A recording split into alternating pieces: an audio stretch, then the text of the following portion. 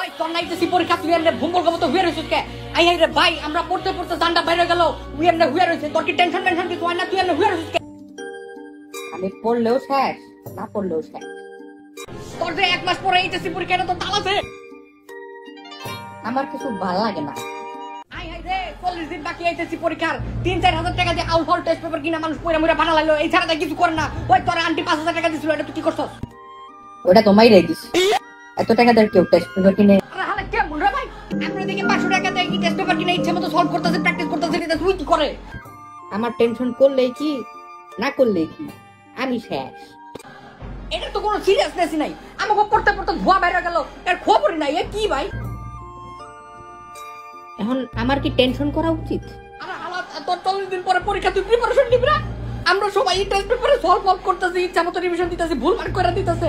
80-20 দিয়ে কোডও পাইছিলাম 20%। আমি তো মোটিভেশনই পাইতেছি না। Nobody believes in you. You lost again. আমার ওইও বিশ্বাস করে নাই। আমি নিজেরা বিশ্বাস করি না অন্যজনরা কি করব? আমি ওর পিছনে অনেক ট্রাই করছিলাম। এখন আর এনার্জি নাই। আরে তুই পার্সোনালি যাসকে? তুই আমার বেস্ট ফ্রেন্ডের লগে প্রেম করছিলি কে? না ওটা তো ওর বাপের আলমারির দোকান তো। তোর বাসায় এসি আছে? হ্যাঁ আমি আইতাছি খারাপ।